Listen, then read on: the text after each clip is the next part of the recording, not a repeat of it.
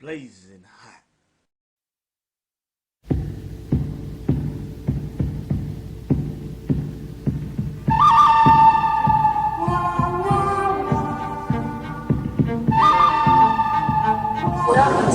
What's up? It's your boy MJ the Blacksmith, aka the Beast of some of y'all Sam, also known as DJ FU. This Sunday is actually Eid. Ramadan's over, but that's not what I'm here to talk about. I'm here picking up my pop's laundry. A lot of people want to know my story, want me to elaborate about my little 6-day or 5-day stay in Chinese jail. It really wasn't that hard. They were actually super nice, surprisingly. Like I said before, China gets a bad rep on a lot of stuff, and this was one of them, at least here in Yunnan where I live. Other places it might have been a little rougher, but right now, where I'm at, it's beautiful. It's paradise here. They call it Spring City, Kunming. So, yeah, basically what happened was, those who don't know, I got my wife Chelsea.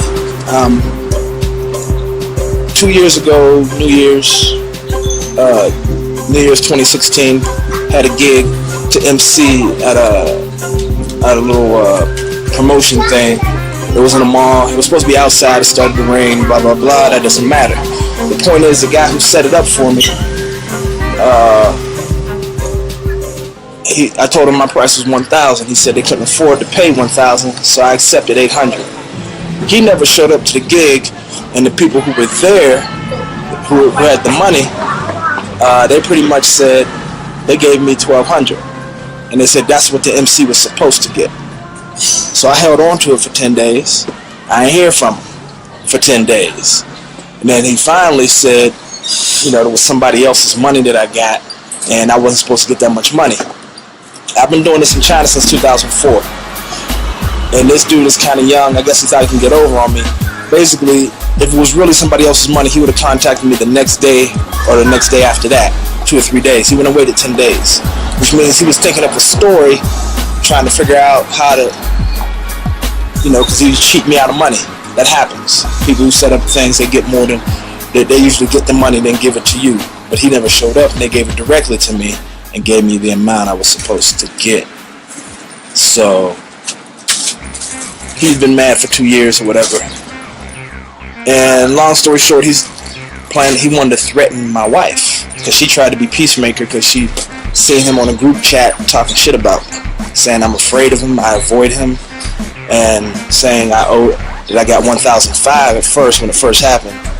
And then he said, lately he was saying I owed him 1,000 that I stole from him. And then the day of the incident, he was saying I owed him 2,600. So the lie kept getting bigger and bigger. So I met with him, and my friend Chino Loco, he wanted to be peacemaker. He was there to moderate, because the dude speaks no English. My Chinese isn't good enough to argue with him. As soon as he sat down, he started talking about the money that I supposedly owe him. And I was like, I'm not here for that. I'm here because you threatening to beat up my wife. Talking about you want to go to where she's at, want to know where she live, and calling her out her name, calling her B's and MFs because she's helping this Lao-White, this foreigner.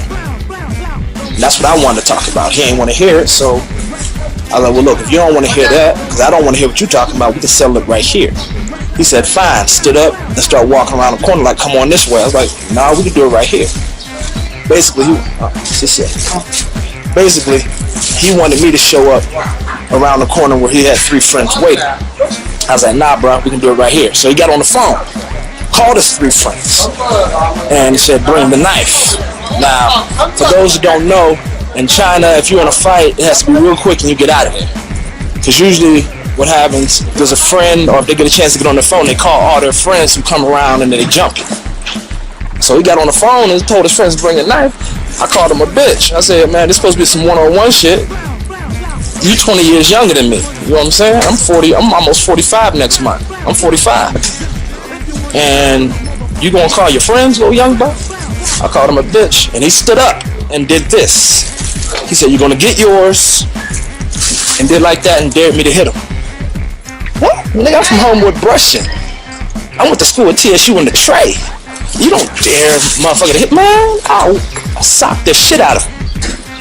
And then when he tried to get up, I jumped on him and kept wailing on him until my friend was like, that's enough, you need to hurry up and go.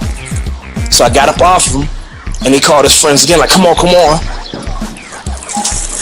And my pops was with me. My pop's 74. He had a stroke a few years ago. If he hadn't had that stroke, we'd have whooped all their ass, but you know. So Pops, I was trying to get him in my boy's car so they could take off, but his boys showed up and they tried to surround me, 4 of them. He had 3 boys plus him, that's 4 of them. And they was about to jump me. Well, anyone who knows me in Kuming, I always carry an array of weapons on me. Batons, knives, brass knuckles, razors. I always got something on me. You feel me? I know Ice-T said lethal weapon is your mind, but my mind always tells me to carry something physical. So I pulled out my brass knuckles. They were shaped like a knife. It was really a paperweight, a Naruto paperweight. I pulled that out and I pulled out one of my batons. Yes, one of, because I got several. They backed up a little bit. And when they saw they wasn't going to get me without one of them getting hit, because one of them was going to get it. When they saw that, they pussied out and called the police on me. And the only reason I went to jail because I hit him first. Because dude already had a record. They really wanted to arrest him bad. They even told me if he'd have hit me first, or if we just stood up fighting, if I would have let him up, then fought him, I could have sued him. We'd have both went to jail, but I could have sued him and he would have went to the big jail. I went to what's like the equivalent of the county or city jail. It was like 5 days. It really wasn't that bad. Now if I went to the big jail, that's a whole other story. That's like penitentiary. That's where he would have went if I would have let him hit me first or let them jump me. But I'm like this.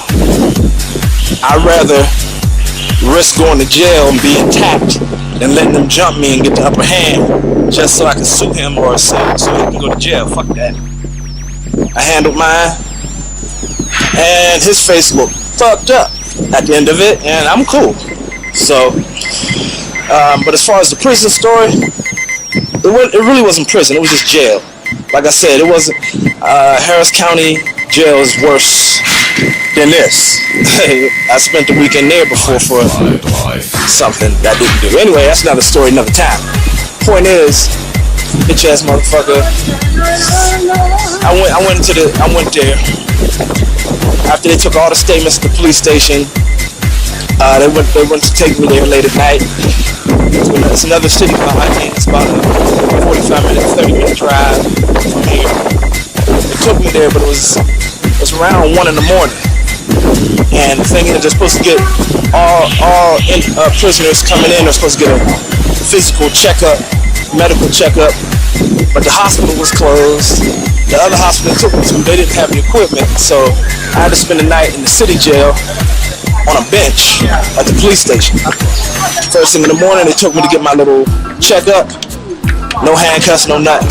I seen other prisoners there with handcuffs, waiting in line. Not me, they was giving me cigarettes. They was, talking to me, yo, what's up?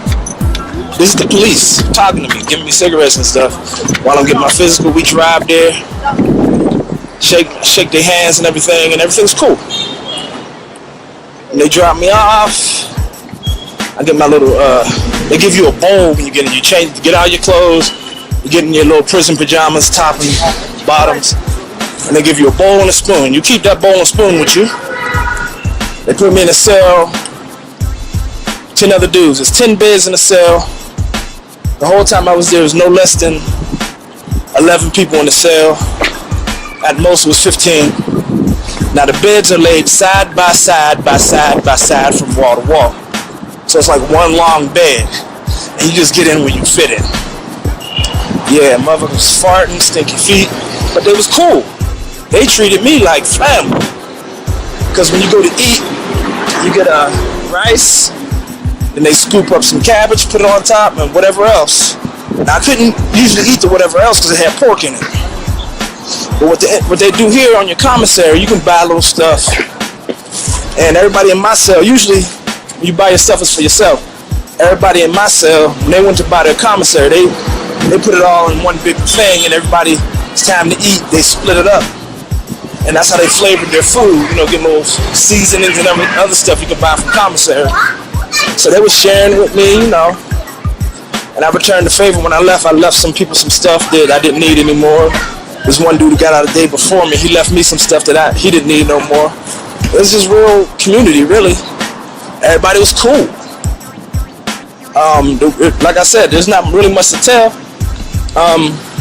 It was almost like I was a little celebrity in there because I was the only American, only black dude. My dreadlocks, you know, all the guards was talking to me like, yo, come here, talk. And they were just asking me questions, saying, hey, if you need anything, let me know, you know, giving me extra stuff at food time, you know. It was awesome. It was the nicest jail stay I've ever had. Not that I've had a lot, but it's the nicest one anyone I know has ever had. It was real nice. It was real easy. All I did is eat, sleep, and watch TV. That's it, and conversate.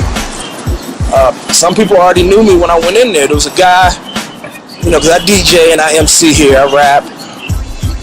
Dude knew me from one bar. 3 other dudes knew me from an area that used to be open that had all the clubs at it. Another dude knew me from another place. By the time I left, everybody knew my name. Whether they would share the cell with me or not, everybody on the whole building knew my name. The commanders, all the guards, they were calling me by name. Usually they don't get to know anybody in there unless they was a long time. But for me, it was nice. So, you know, sorry for that camera angle. It was, excuse me, picked up this little spitting phlegm out lately. But it was cool, and that's all it was, you know. So everyone asking me, you know, how was my experience? I'll elaborate later when I go to YouTube. This is just, put this on the gram, maybe, I don't know. I think I'll put this on my other channel, because I got 2 other channels I hardly ever use. I'm gonna start repurposing my channels. But yeah, it was, like I said, wasn't that hard. And all those people who think, you know, China's rough, it can be. Don't get me wrong. It's not all rainbows and cotton candy over in this bitch. But shit, the police were nice. The jail was nice. So yeah, that's about it. I'm about to head upstairs now. So, peace out. This is your boy MJ the Blacksmith, aka the Beast of some of y'all Sam, also known as DJ FU. And I'm out.